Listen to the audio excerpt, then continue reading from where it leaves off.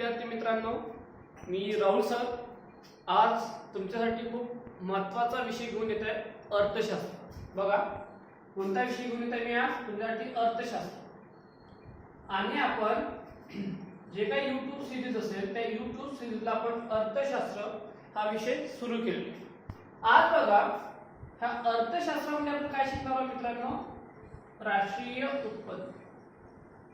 काय म्हटलं मी, राष्ट्रीय उत्पन्न, ज्याला म्हटले जाते नॅशनल इन्कम। काय म्हटलं मी, नॅशनल इन्कम। तर बघा विद्यार्थी मित्रांनो, आज आपण खूप जे काही महत्त्वाच्या संकल्पना बघणार आहे। काय म्हटलं की नॅशनल इन्कम मध्ये जे काही एमपीएससी विचारतात त्यामध्ये आपण काय करणार आहोत, आज फक्त कन्सेप्ट बघणार आहोत। बघा मी YouTube सिरीज जे काही चालू केलेली असेल ते स्पेशल इकॉनॉमिक्स साठी केली, ठीक आहे। तर आता बघा की आज जे काही आपण राष्ट्रीय उत्पन्नाच्या जे काही कन्सेप्ट असेल, तर बघा महत्त्वाच्या जे काही कन्सेप्ट असेल त्या महत्त्वाच्या कन्सेप्ट किती असतात, 4। बघा पहिली, दुसरी, 3 आणि 4 अशा ज्या काही महत्त्वाच्या 4 कन्सेप्ट असेल, अशा महत्त्वाच्या 4 संकल्पना आपण काय करणार आहे, बघणार।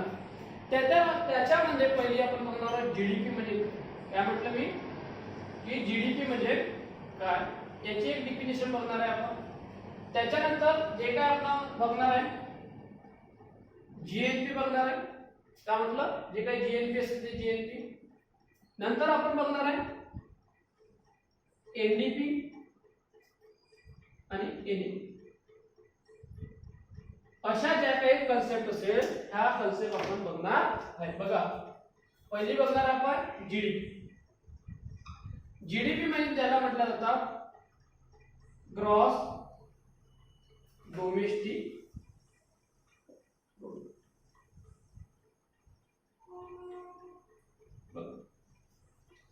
आता याचा अर्थ काय होतो, जीडीपी म्हणजे काय की ते ग्रॉस म्हणजे स्थूल, डोमेस्टिक म्हणजे काय देशांतर्गत, काय देशांतर्गत, आणि प्रोडक्ट म्हणजे काय वस्तू किंवा उत्पादन पण होऊ शकतो, ते वस्तू किंवा उत्पादन। म्हणजे तुमची डेफिनेशन बघा की जीडीपी म्हणजे काय की देशांतर्गत म्हणजे देशाच्या भौगोलिक क्षेत्राच्या आत जे काही अंतिम वस्तू आणि सेवाचं जे काही मूल्य असेल त्याला काय म्हटलं जातं, जीडीपी म्हटल्या जातात। बघा डबल डेफिनेशन देतो की जीडीपी म्हणजे काय, स्थूल देशांतर्गत उत्पादन म्हणजे काय की एका आर्थिक वर्ष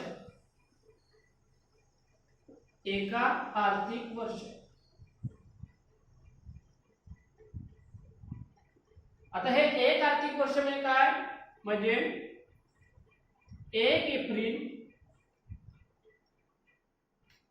टू 31 मार्च, हे काय आपलं आर्थिक वर्ष। म्हणजे ह्या आर्थिक वर्ष काय म्हटलं, एका आर्थिक वर्षात का की भौगोलिक सीमेच्या आत, काय म्हटलं एका आर्थिक वर्षात भौगोलिक सीमेच्या आत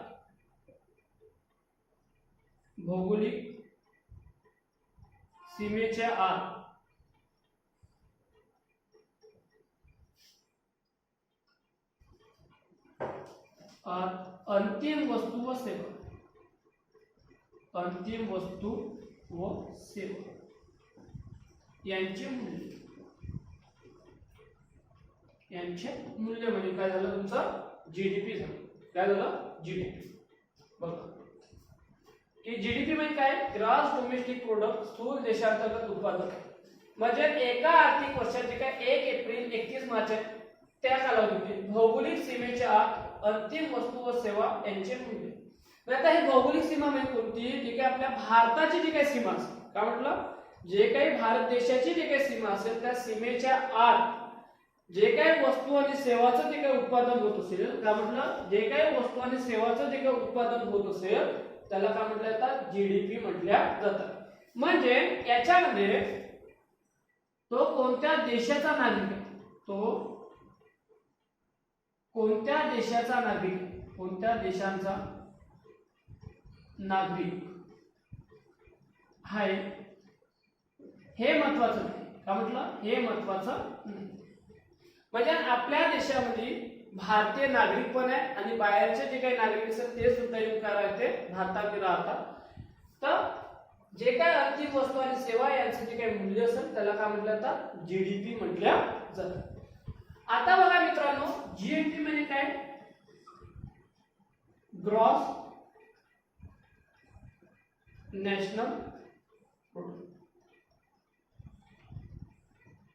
आता इथं झालं स्थूल राष्ट्रीय उत्पादन. बघा, स्थूल राष्ट्रीय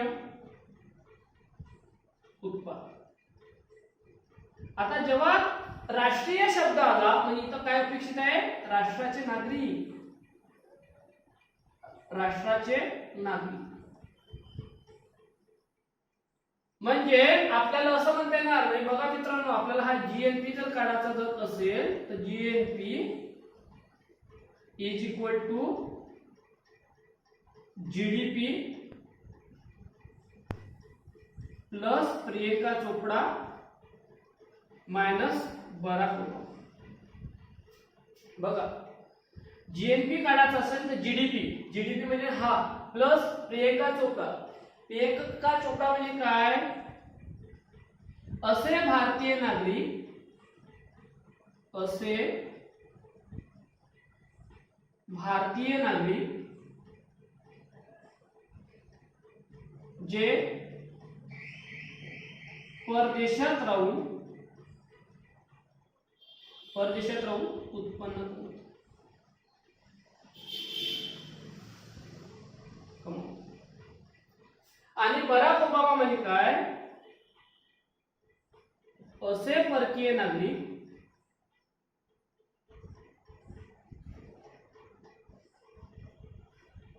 जे भारतात राहून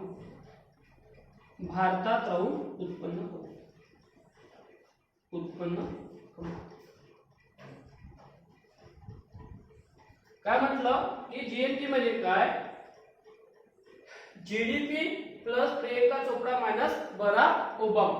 म्हणजे याचा अर्थ आपल्याला मित्रांनो असं काढता येणार. काय म्हटलं की आपल्याला याचा अर्थ असं काढता येणार की आता बघा जीडीपी आहे, मग त्या जीडीपी मध्ये काय करावं लागेल? असे भारतीय नागरिक जे परदेशामध्ये राहतात, म्हणजे जसं अमेरिकेला राहत असेल, फ्रान्सला राहत असेल, जर्मनीला राहत असेल, मग हे लोक काय करणार? आपल्या भारतामध्ये उत्पन्न पाठवणार.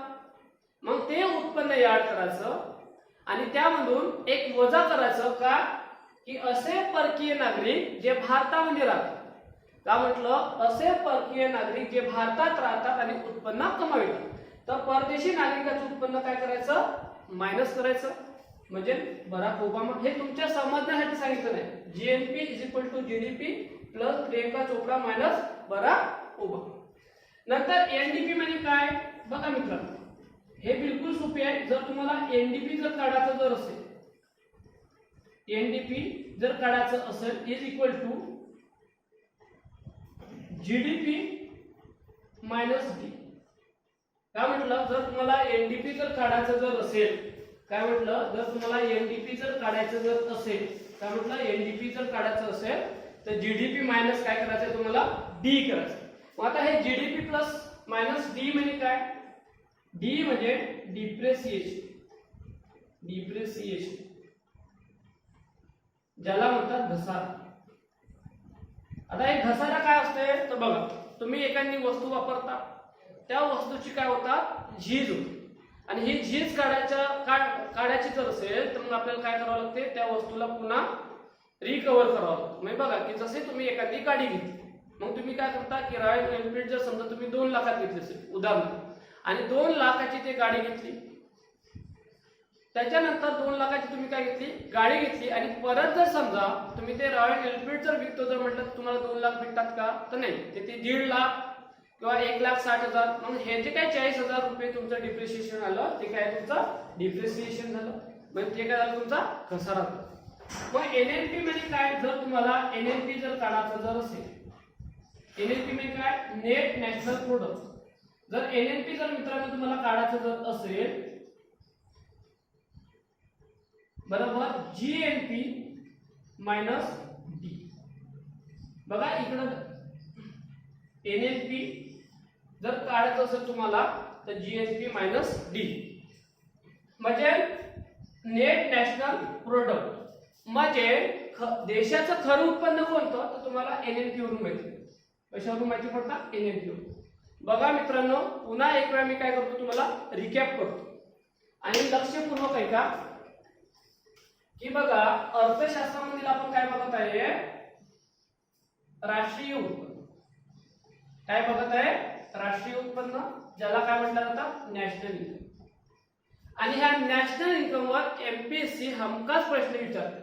आता जे काही 2021 ला जे काही एमपीएससी झालेली आहे, एमपीएससी प्रिलिम, ज्याला आपण काय म्हणतो, राज्यसेवा म्हणतो. ह्या राज्यसेवेला बरोबर ह्या 3 कन्सेप्टवर प्रश्न विचारलेला आहे. 1 2 जसंच्या तसं विचारलेलं, जसं मी सांगितलं तसंच्या तसा प्रश्न विचारलेला आहे. मग आता बघा की जे काही तुमच्या कन्सेप्ट आहे मित्रांनो, हा कन्सेप्ट बघा काय म्हणतात. एक जीडीपी. जीडीपी म्हणजे काय, ग्रॉस डोमेस्टिक प्रोडक्ट, ज्याला मराठीत म्हणतात स्थूल देशांतर्गत उत्पादन. आता बघा देशांतर्गत म्हणजे ज्या गोष्टी तुमच्या देशात ज्या काही बनत असेल त्यावर, म्हणजे भौगोलिक सीमेच्या आत आपल्या काय जो काही आपल्या देशाचा नकाशा असेल त्या नकाशाच्या आत जे काही नागरिक काय करत असेल, तुमच्या वस्तू आणि सेवाचं काय करत असेल, उत्पादन घेत असेल. म्हणजे बघा एका आर्थिक वर्षात, आणि हे एक आर्थिक वर्ष कोणतं आहे तुमचं, 1 एप्रिल टू 31 मार्च. आलं का लक्षात. ह्या वर्षामध्ये ज्या काही अंतिम वस्तू ज्या पुऱ्या रेडी झालेल्या आहेत, ज्या तुम्ही विकू शकता, ह्या ज्या काही वस्तू असेल त्या वस्तू, आणि तुमच्या देशाच्या भौगोलिक सीमेच्या आत ज्या काही अंतिम वस्तू म्हणजे फायनल गुड्स, तुम्ही आता त्या वस्तू काय करू शकता, वापरू शकता.